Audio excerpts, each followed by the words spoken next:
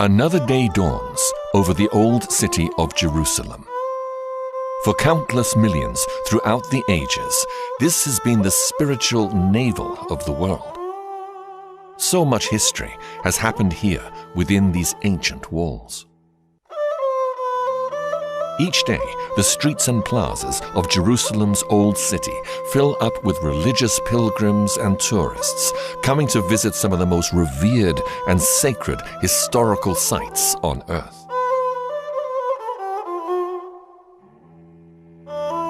Within this ancient city once stood the first and second Jewish temples, making Jerusalem the focus of the spiritual longing of all Orthodox Jews. From the Dome of the Rock, Muslims believe that Muhammad ascended up to heaven on a celestial steed, which made Jerusalem forever sacred in the sight of Muslims. And since many of the events in the life of Jesus happened in Jerusalem, it is hallowed ground for Christians as the birthplace of Christianity.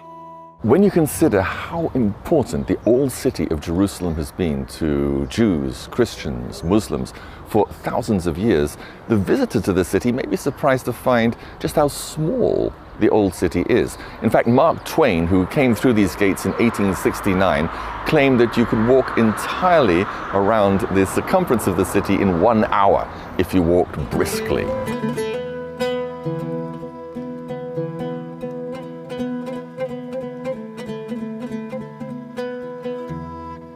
But these walls are less than 500 years old, built by the Turkish ruler Suleiman the Magnificent.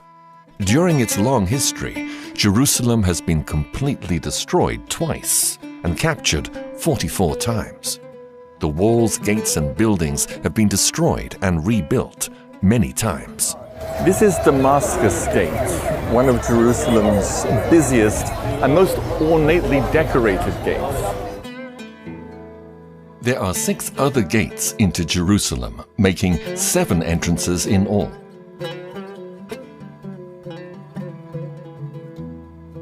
An 8th gate, known as the Golden Gate, was sealed off by Suleiman in 1541. According to Jewish prophecy, this is the gate through which the Messiah will enter Jerusalem, so Suleiman sealed it off, hoping to prevent the Messiah from doing so. Just a little south of where I'm standing here by the Golden Gate is an area known as the Offal.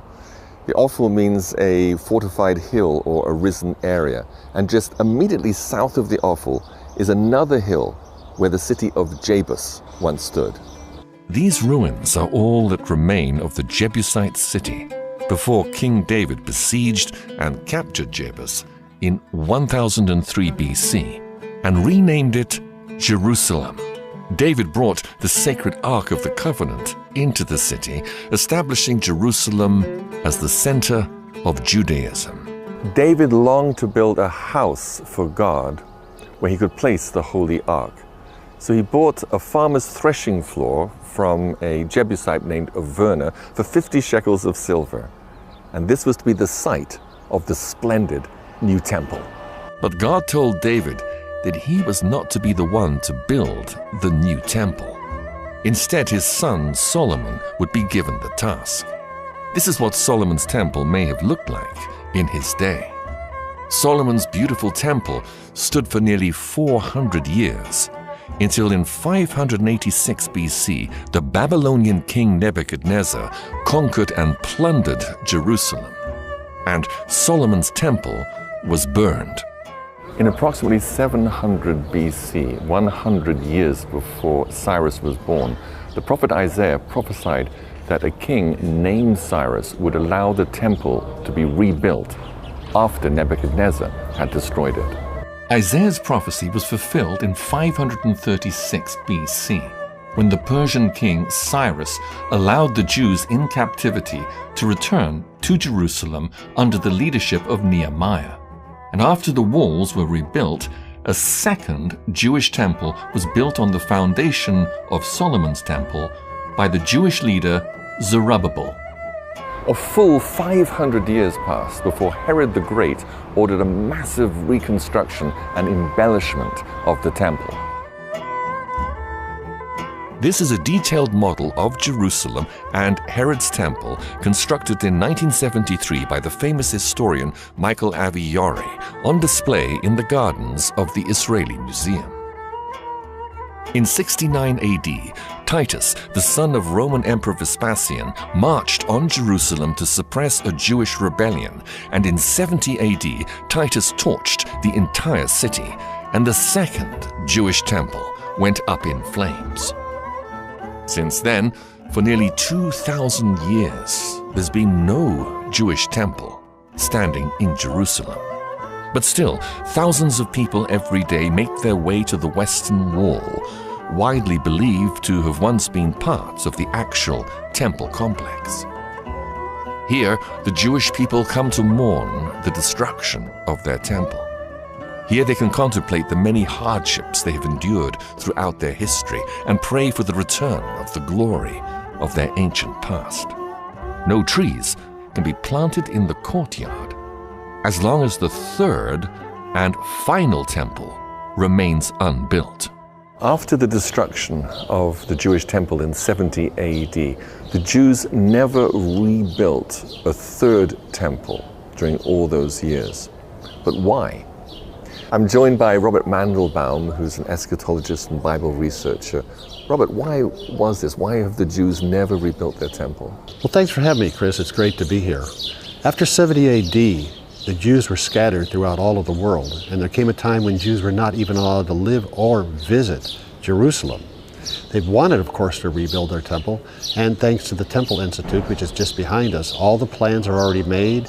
The sacrificial altar has been recently constructed. The priest robes have been made. Pretty much everything is ready to go.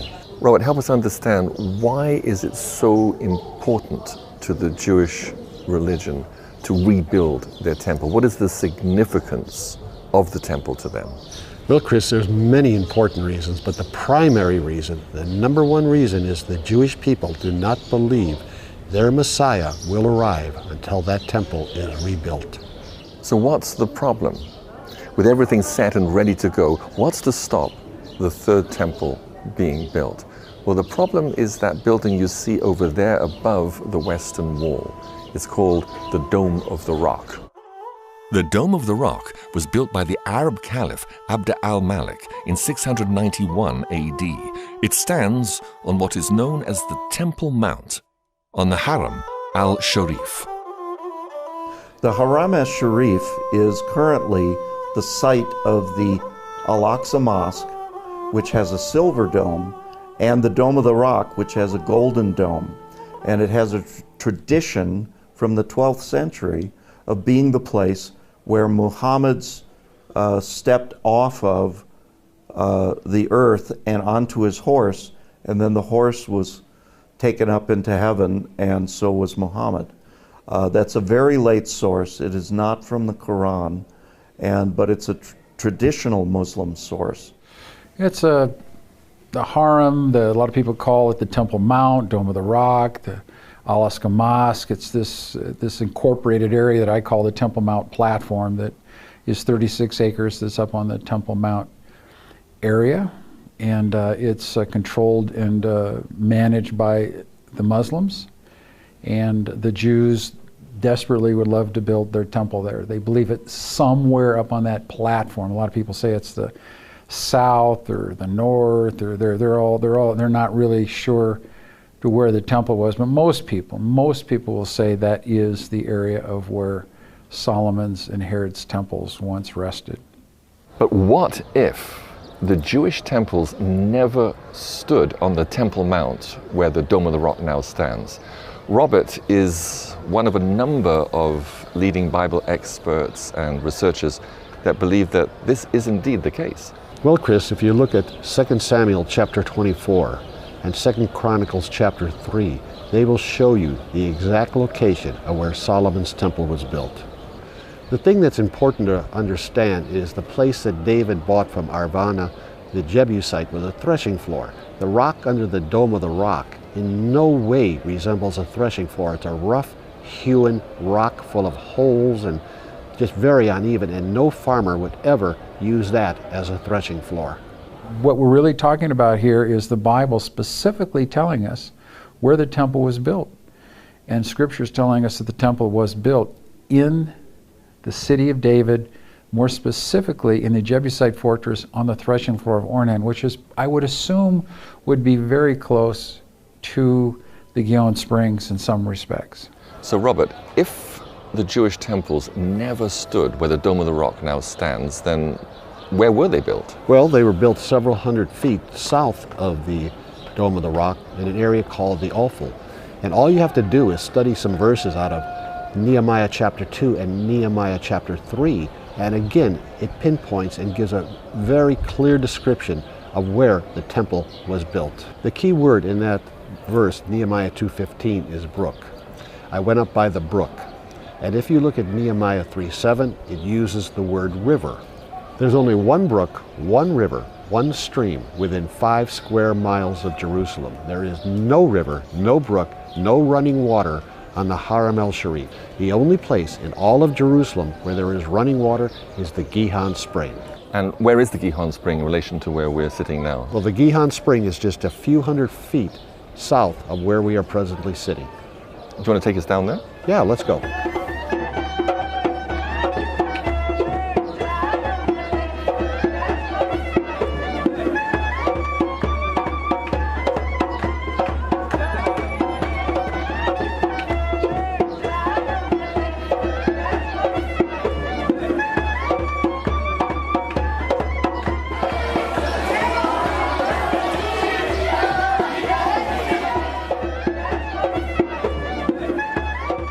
We come now down to the Gihon Spring, which flows out of Hezekiah's tunnel. First of all, tell us about Hezekiah's tunnel. Well, Hezekiah's tunnel was, of course, built during the reign of King Hezekiah, when Jerusalem was under imminent attack from the Assyrians.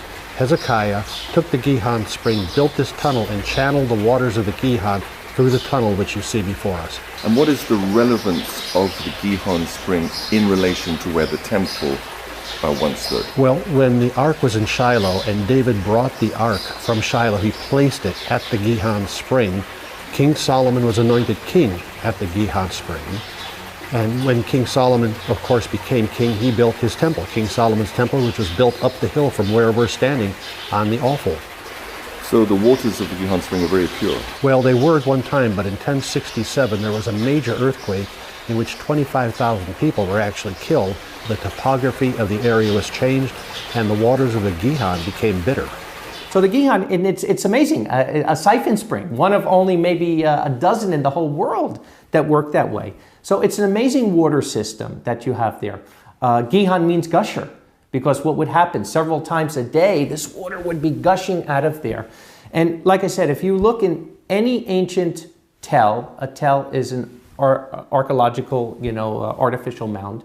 You need 4 things to make a city.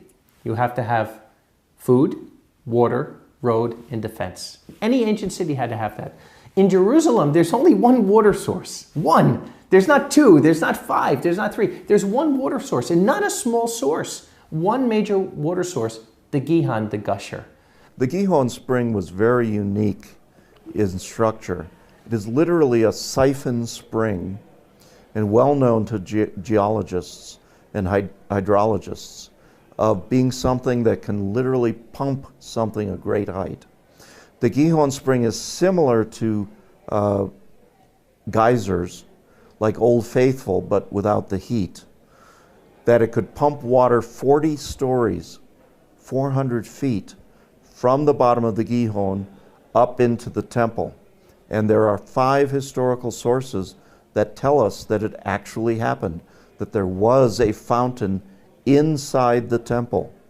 Besides the biblical information, the biblical sources from Joel, Ezekiel, and from the Psalms, several Psalms, put it all together, and there was a fountain in the temple at the top of the city of David, on the top of Mount Zion at that temple. And it also existed in the reconstruction by King Herod. Well, the Gihon Spring is an ancient water source that's been talked about going way back to the time of Solomon. The The springs are still running today. They're not of the force of water that they were a long time ago. A lot of Jerusalem has been dug up, and the rock might have, through fracturing and modern construction, have precipitated that. But the Gihon Springs has been this ribbon of water that's the lifeblood of the city of David. It's like water pumping through the veins of a human. The city of David has this water pumping through it, which gives it life, and gave it, the reason that David even took it was probably that water source. But you need to have flowing water in the ceremonial of the cleansing of several things. The priests going in the temple to worship. You need spring water to add to the ashes of the red heifer for purification. So water is essential, and there's no water on the Temple Mount, the traditional Temple Mount up above. They've uncovered the real pool of Siloam. They just did this in the last couple of years. It's an amazing story how they found it. But what was interesting, I was down there with the archaeologist who actually found it, and he told me that area was an acre big. And his words, not mine, he said it's the world's largest mikveh. It went off in my head, of course. 10,000 people would be mikvahing there. So the fact, if you're mikvahing and you're getting ceremonially clean down there, does it make any sense that you're going to walk a third of a mile and maybe be unclean again? So the temple would have to be close to the mikveh, particularly that it's the biggest mikveh in the world, a 10,000 person acre mikveh where the pool of Siloam is. And yet they found the stairs now, the original stairs from the Herodian period that go back up toward the city of David where the temple would have been. So if the temple stood over the Gihon spring, then how did the buildings up on the Haram al-Sharif, how did they get their water? Well, there's 37 cisterns up there. They're very big. It's not fresh running water, but it's where they collected fresh water that could be used for Titus's 10th Legion. And the Gihon spring actually represents the water flowing from the throne of God in Revelations 22. It flows from under the Holy of Holies, the Ark of the Covenant, and of course the Shekinah glory was between the wings of the two cherubim, which was on the mercy seat.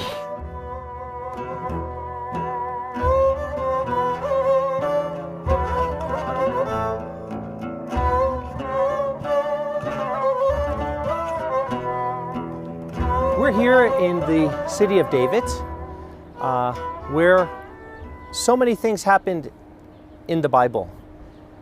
And very interesting that, do you know, just 100 years ago, nobody knew this was Mount Zion. Most people thought up to the north of here was Mount Zion. And it was actually by an accident that they even found out that this was Mount Zion by finding the tunnel that goes into where Hezekiah's tunnel is. So if they could get Mount Zion wrong for all these years, the most important mountain in the Bible, could it be possible that they could possibly get wrong the location of the temple? The historian Josephus actually proves this. Many people will say, oh, Josephus exaggerated. Josephus wasn't true in what he was saying. But when you realize that where we're standing here in the city of David was really where the temple was, and just to the north of me, where the harem is, was actually the Fort Antonia, Josephus' writings not only become reliable, but they become most accurate. Josephus told us that the ridge we're standing on, which would have been the northern tower of the temple, was exactly 600 feet from valley to valley. Here we are standing here. This area we're standing here from valley to valley is exactly 600 feet. Not 610 or 620 or 580, but exactly 600 feet, exactly like Josephus said. But most importantly, in the last 18 years they've been doing digs here. And those digs, at least in my estimation, have proved what Dr. Martin's theory was and what many other people are coming to the conclusion, that the area we're standing in right now in the upper part of the city of David, the Ophel area, was indeed where the temple was.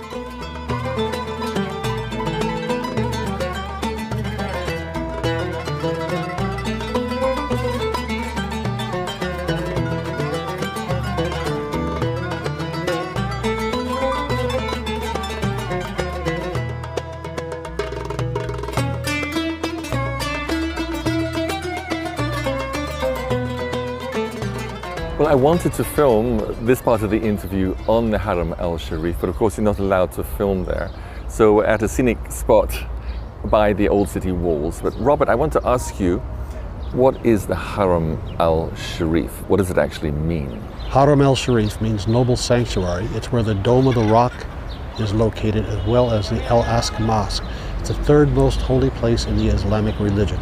And it's quite a wide area. So back before the Dome of the Rock and the Al-Aqsa Mosque were built, back in the time of Jesus and the time of the temples, if the temples weren't standing there, then what was up there in that large area?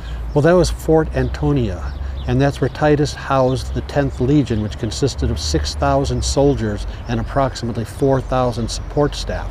And Dr. Ernest L. Martin, in his book, The Temples That Jerusalem Forgot, goes at this from every single angle and leaves absolutely no doubt whatsoever that that was not the temple area, but Fort Antonia. And this illustration from David Seeloff's website will show you the relationship between the temple and the fort. In fact, there was a causeway connecting the fort to the temple.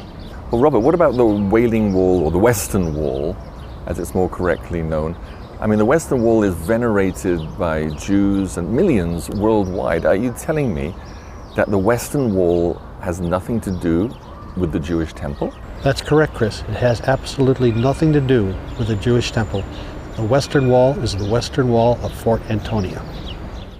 Actually, it's part of the retaining wall with additional stones above the larger, much larger foundational stones up to about 6 levels, 8 levels. It depends where along the structure this is all established.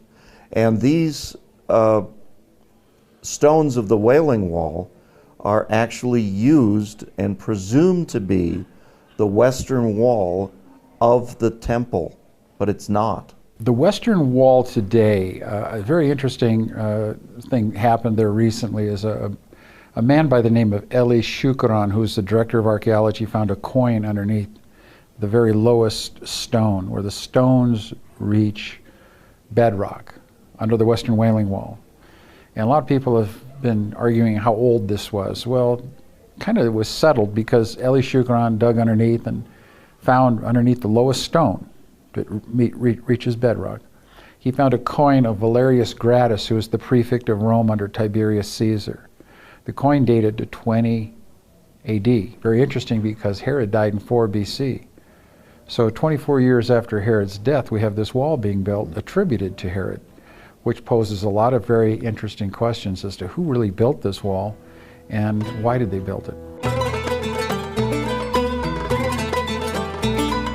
Omar and his family have owned the old city of Jerusalem's most famous antique jewelry shop for 9 generations, dating back 388 years. His shop has a dazzling variety of antiques and coins that have been unearthed in numerous excavations in Jerusalem over the years, including from the supposed Temple Mount area. I asked Omar if any artifacts or other evidence had ever been found that proved the Jewish temples stood there. Actually, regardless to the excavation that started after the war from 1967, and we know and everybody knows through the experts that they brought and from all over the world, the historians, and through pretty much like digging in every spot, in every centimeters, you know, they flip everything, even each inch was digged, you know, they couldn't find any evidence that the Temple Mount is beneath the Haram Sharif, or what they call the Temple Mount now. And that's a fact, you know, everybody knows that, you know.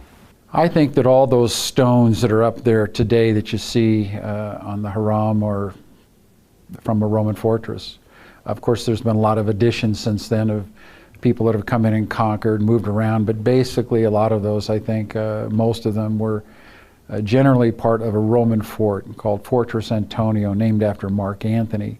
It housed the 10th Roman legions, which was about 6,000 soldiers and about 4,000 support personnel. It would have been like a city up there. Josephus, in fact, describes it as being the size of several cities, but we see the Roman forts. We don't see a couple of pup tents and a bunch of people walking around with spears and shields. It was a machine. They had roads, they had bakeries, they had brothels, they had courtrooms, they had barracks. It was like a city. And today we've never found any remnants of where the Roman fort was. And of course the fort would have been quite large, and I think archaeology would have revealed something by now if it was located somewhere other than on the Temple Mount. Another reason the harem couldn't be the temple is when we look at the historical records. Let's go to Josephus. Josephus clearly said that the city was so raised that you would never even know a city stood there. And we see it when we go in ancient Jerusalem. You see that everything was destroyed from that time period. In the New Testament, Yeshua said the same thing. He said not one stone would be upon another.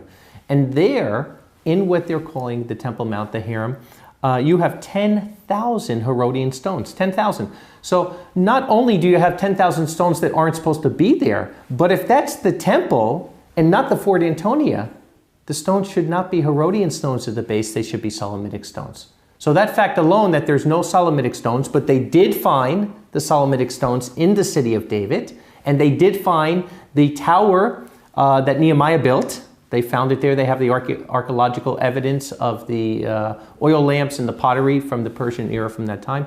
Clearly shows that the temple had to be in the city of David and not in the harem. Antonia, which we believe is the Harem Sharif, or the Harem Sharif was the remnants of Fort Antonia, encompasses an area of 36 acres. And basically, it is the size of a typical Roman fortress, according to schematics and even remnants of other permanent Roman fortresses all over Europe, in Germany, and other places, even in Africa. The fort that was built by King Herod of Israel is typical of a Roman fortification built to their specifications of that time period. Another thing that most of the historians have neglected is the fact of, Josephus tells us the size of the temple. The size of the temple was 600 feet square. It was a square. It's very, very simple when you look at the records. Now, it was enlarged by Herod, but certainly not to the point of the size that you see the harem. Now, the interesting thing, when you look at the size of the harem, it's 96% exactly the size of every ancient Roman fort. And remember, the Roman fort was the property of the Roman Empire. Just like today, United States of America has hundreds of bases in different countries. Those bases are owned by the United States of America, even though they're in a foreign country. And it was the same thing in this time. So when you're looking at that fort, not only the size of it had to be standard, but also remember that in an area where Jews were not intermingling with Romans, it had to be big enough that you can house your at least a legion of soldiers. That beside the soldiers that you had to have personnel that was working. You had a red light district. You had to have restaurants.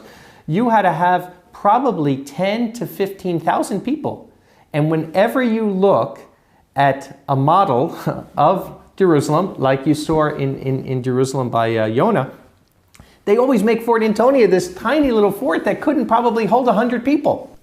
The model that we have at the Israeli Museum is a beautiful model. It's a great piece of art, but a poor piece of historical reflection.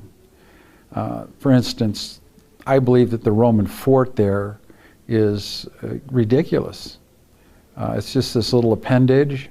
The mighty Roman fortress has been reduced to this small little caricature that they have there in that model. So I don't think that the model maker there made an accurate representation. But what he did do is he's impregnated into the mind of a lot of visitors a warped concept of the size of the Roman fortress and where the Roman fortress is. I'm really surprised that most people don't go up and say, this is ridiculous. What do we have this here for, this size and this dimensions? The Roman fortress was immense. And it wasn't just this small little appendage that they have there, because we know that they had the 10th Roman Legion, which was about 10,000 people. That area could have held maybe a couple hundred people that we have at the model at the Israeli Museum. And even in the New Testament, when you look at the Apostle Paul, when Paul, now they don't even know who he is. They're thinking he's this Egyptian that did this. And here it is, this nobody, because there was a plan to kill him on the way to Caesarea. They send 450 soldiers and accompanying men with him. Now, if there was only 600 soldiers in that fort, is it logical that almost every single person in the fort is going to go with an unknown person that they don't even know who it is? Of course not. So that alone shows us there were thousands of people. I mean, Jerusalem was a place where there was a lot of trouble going on, particularly at holy days, and there were thousands of troops that had to be there to quench any kind of trouble that would come. And like I said, the dimensions of the harem being exactly the dimensions of every Roman fort and completely opposite of any dimension of the Temple Mount that's told to us in the historical records is another proof that that just couldn't be the Temple Mount. We're on the Mount of Olives overlooking the old city of Jerusalem, where we get a very clear view. Robert, tell us, how was the city of Jerusalem different 2,000 years ago than what we see here today? Well, of course, Chris, the Dome of the Rock would not have been there. And what you're looking at was never the old city of Jerusalem. Those walls represent Fort Antonia, where Titus housed the 10th Legion, which eventually destroyed all of Jerusalem, and the temple itself. Where I'm pointing right here, where that clump of trees are, which today is called the City of Zion, which is on top of a mound called the Ophel, that is actually where the original temple once stood. And just to the south of that, and I mean just meters south, was the city of David, also known as the Citadel. And the entire city of Jerusalem, with the temple, stood in that area right there. The reason we know that it's there is because Josephus, the Jewish historian, who lived in Jerusalem, and he was there and present at the destruction of Jerusalem, and he saw it in a destroyed condition afterwards, and he was given the Jewish records of King Herod as to the construction of Fort Antonia, and he was given the Roman records in regard to the Jewish wars, who did what when and who destroyed what, and how the war progressed. Josephus was a first century historian. He was Jewish, commander that was conscripted to be sort of a historian of sorts. His writing is impeccably accurate. People say, oh, he's so great of a historian, except when he's talking about the temple. And then he just seems to have this weird perception of history. No, he had a perfect perception of history. He knew where the temple was. He knew it was destroyed down the very foundations. So historians say, well, he was great up until he talked about the temple. But no, he was right about the temple. We have been wrong. So I think we should follow the first century eyewitness as opposed to a 21st century guessing, observant person. He's an excellent, terrific source for the information that that piece of land is Fortress Antonia, because nothing suits that description that Josephus gives us. He says it was larger than the temple. He says it was more massive, bulky, the greater fortifications than the temple. It obscured the temple from the north vantage point if you would approach Jerusalem from the north. And everything fits Fortress Antonia being that structure of the Haram esh-Sharif. Nothing else fits.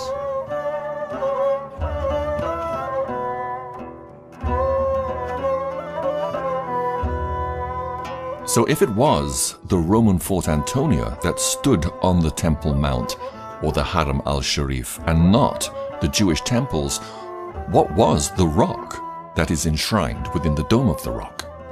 Well, there's a lot of people that have questioned what is the rock doing under the Dome of the Rock. That's pretty much what it was named after. I'm really interested in what the Bordeaux pilgrim said in 333 AD when he was at the Church of the Holy Sepulchre.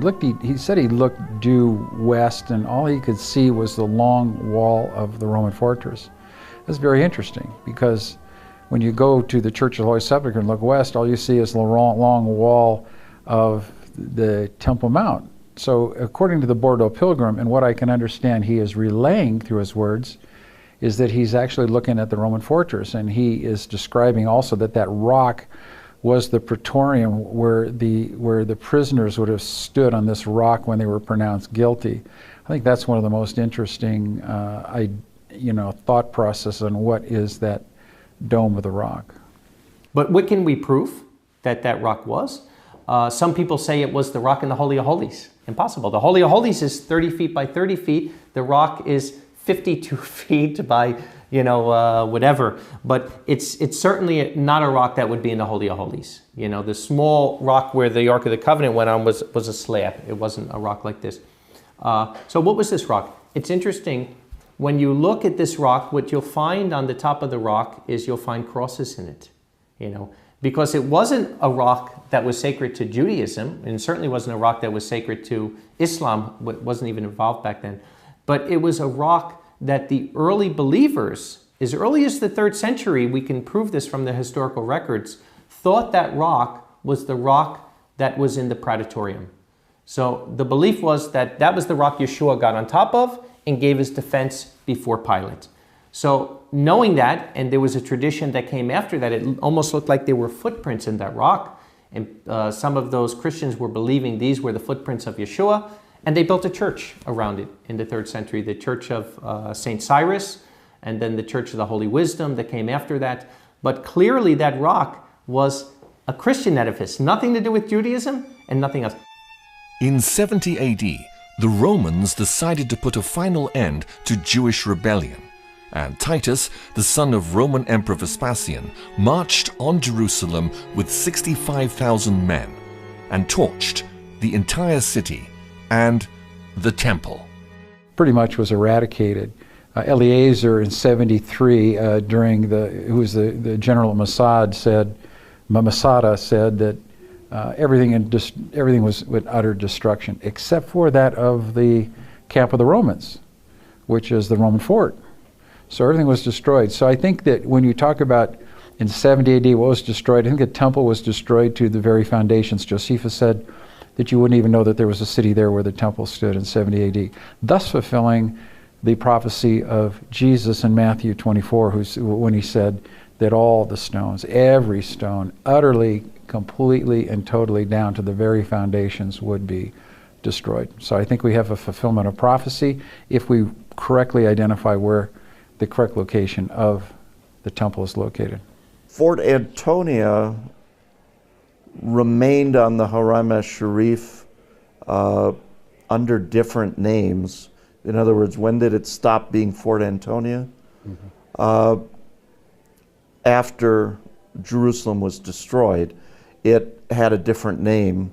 It was actually the center of Aelia Capitolina, which was the renamed terminology for the city of Jerusalem.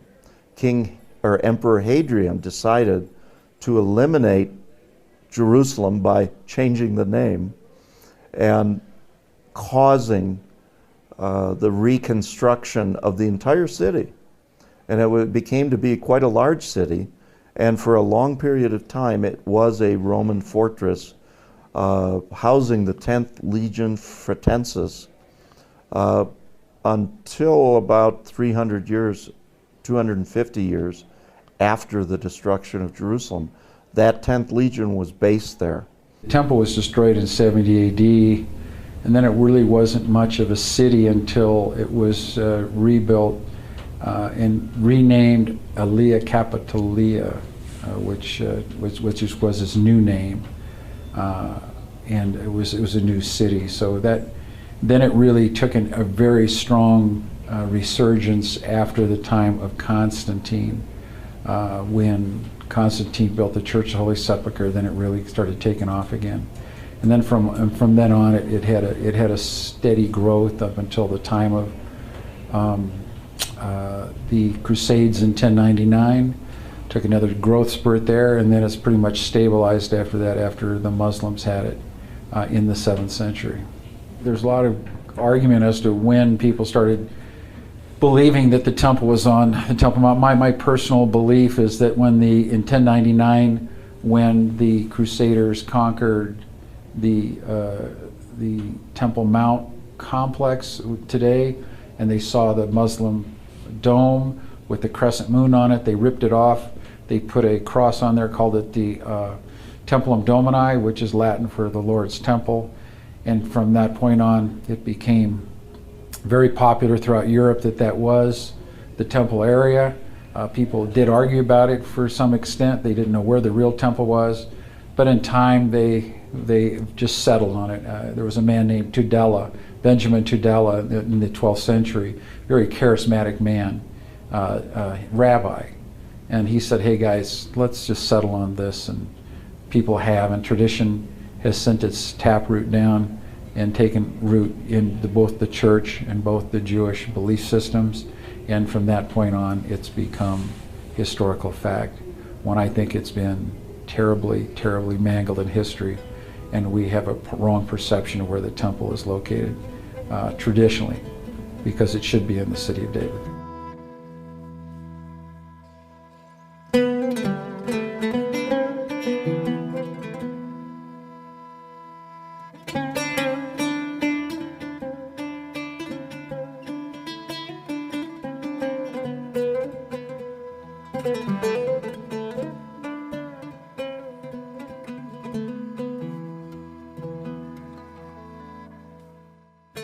Well, from where we are on the Mount of Olives, we can see behind us the graves of thousands of Jews who wanted to be buried here.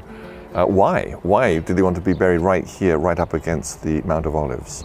Well, according to Zechariah, the Messiah is going to return to the Mount of Olives. The Mount of Olives is going to cleave in half. Half is going to go toward the north, half toward the south. And the Jews as well believe this is where the resurrection is going to take place. But of course, the Jews believe that the Messiah can't come until the temple is rebuilt. So if it could be shown that the temple never stood where the Dome of the Rock now stands, but stood somewhere else, then that would solve the problem. It would, Chris, because that temple right there, the Dome of the Rock, is the most contested piece of real estate in the entire world. It could be a trigger for World War III. And if it could be proved, and not only proved, but accepted, that that temple stood on the offal south of Fort Antonia, it could bring about some type of a peace covenant. What do you mean by a peace covenant? The Jewish prophet Daniel, in Daniel chapter 9, prophesied that there would be a world leader that would arise and would confirm some type of a covenant that would bring some measure of tranquility to the Middle East. Even now, as wars are raging in Yemen, Libya, Syria, Iraq, Saudi Arabia is involved, this would bring about some measure of peace to this situation. And it would then also allow the Jews to rebuild their temple and begin their animal sacrifice once again. Now, I want to underline that the rebuilding of the Jewish temple is a very important milestone in the sequence of end-time events. And there can be many interpretations of Bible prophecy, who the Antichrist is, when he's going to come, even whether we're living in the end times at all. But when the Jewish temple is rebuilt, then we know for sure that we're in the last 7 years. And we lock in to a very definite sequence of events as foretold in the books of Daniel, Revelation, and many other prophetic passages in the Bible. Yes, the temple's very significant in end-time Bible prophecy. It's where the Antichrist finally declares that he is God, tries to bring about the end of the worship of the true God. It's also where he places what is known as the abomination of desolation, spoken of by Daniel the prophet and quoted by Jesus in Matthew 24. This abomination of desolation, or the image of the beast, as John calls him in the book of Revelation, do we know what it is, or what it's likely to be? Well, there are those who have speculated, and rightly so, that it could be some type of supercomputer combined with what the transhumanists are now pushing forward, as well as changes in the genome system. Science is putting it all together. Never before in world history that we know of has it been possible to track every man, woman, and child. But the Bible does talk in Revelations 13 about the mark of the beast, the famous 666. And somehow this abomination of desolation, it is what is going to be able to put that into practice and try and force people and cause people to take the mark of the beast, that no man may be able to buy or sell save he that had the mark or the name of the beast or the number of his name. It all comes down to economics, Chris. If you don't have it, you can't buy and you can't sell. But none of this can happen until the third Jewish temple is built. This is an artist's conception of how the temple would look built on the Haram al-Sharif. Already, the Jewish Sanhedrin has appointed the high priest, and everything has been prepared for the ritual of daily sacrifice to resume after almost 2,000 years. And if the Jewish people could accept the overwhelming evidence that the temples never stood on the Haram al-Sharif or the Temple Mount, then construction of the coming temple could begin immediately. But will it? Or is tradition too strong? I think traditions are too strong until an event occurs which makes people really look at the facts. So until that time, I think we're going to have tradition is going to be stronger than historical fact. But tradition can change, but it takes a wrecking ball event to make that change in paradigm. Because like I said, that spirit of tradition overrides the truth. So that's what we're dealing with down there. And that's what I say. What I say is, look, there is enough evidence that I could prove to anybody that the temple was in the city of David and it wasn't on the Hiram. If I'm wrong, prove me wrong. Let's start dialogue. You know, if somebody can start a dialogue, and I've been looking for it for 15 years. You know, I'm not an argumentative person. I'll sit down, I'll listen to what has to be said. Prove me wrong. You know, prove Dr. Martin wrong. And yet up to this point, the problem isn't that they can't prove us wrong. The problem is they don't even want to start a dialogue. In this film, you've heard the opinions of a growing number of archaeologists, historians, and academics who are convinced that the first and second Jewish temples never stood on the Temple Mount or the Haram al-Sharif. If they're right, then there's nothing to stop the third Jewish temple being built immediately in the city of David on the southeast ridge of Jerusalem. One thing is certain. According to Bible prophecy, the temple will be rebuilt, and both Jews and Christians are looking forward to that day.